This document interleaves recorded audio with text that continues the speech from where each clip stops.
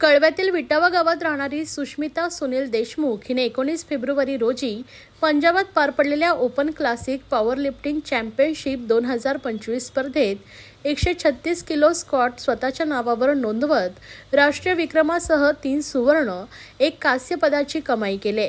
19 February 2025 रोजी lovely professional university Phagwara Punjab येथे powerlifting India association यांच्या मान्यतेने SBD Indian open classic powerlifting championship 2025 संपन्न झाली।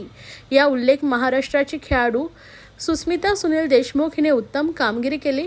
19 फेब्रुवारी 2025 रोजी सिनियर गटात 52 किलो वजनी गटात ती खेळली, पण स्वतःचे वजन 48.16 किलो होते। 52 किलो वजनी गटात स्क्वॅट या प्रकारात जुना विक्रम 135 किलो होता, त्याला मोडून 136 किलो स्क्वॉट स्वतःच्या नावावर नवीन विक्रम बनवलाय। तसेच स्क्वॉट या प्रकारात सुवर्ण पदक, बेंच प्रेस या प्रकारात सुवर्ण पदक, डेड लिफ्ट या प्रकारात कांस्य पदक, तसेच 346 किलो वजन 52 किलो वजनी गटात सुवर्ण पदक पटकावलेत। या ठिकाणी सुष्मिता सुनील देशमुख हिने 1 राष्ट्रीय विक्रम, 3 सुवर्ण पदक आणि 1 कांस्य पदक कमाई केले।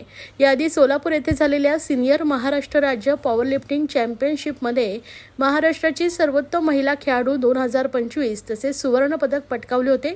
तिच्या या यशाचं श्रेय प्रशिक्षक निलेश भोईर, आई वडील वंदना सुनील देशमुख यांना ती देते। तर मध्यमवर्गीय कुटुंबात वाढलेल्या राष्ट्रीय व आंतरराष्ट्रीय स्तरावर अनेक विक्रमांना गवसणी घालणाऱ्या सुष्मिता देशमुख हिला राष्ट्रीय आणि आंतरराष्ट्रीय स्तरावरील स्पर्धांमध्ये सहभागी होण्यासाठी आर्थिक अडचणींना सामोरं जावं लागतंय। हाँगकाँगला आंतरराष्ट्रीय ओपन पॉवरलिफ्टिंग चॅम्पियनशिप स्पर्धेतही तिची निवड झाली होती, मात्र आर्थिक अडचणीमुळे ती या स्पर्धेत भाग घेऊ शकली नाही।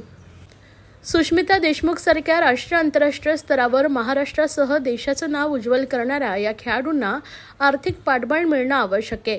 क्रिकेट, कबड्डी, खो खो सारख्या आंतरराष्ट्रीय खेळांना आणि खेळाडूंना जसं प्राधान्य दिलं जातं, तसेच इतरही अनेक खेळातील खेळाडूंना शासन आणि सामाजिक संस्थांनी मदतीचा हात दिल्यास त्यांच्याकडून देशाचे नाव सुवर्ण शरात कोरण्याची कामगिरी होऊ शकते।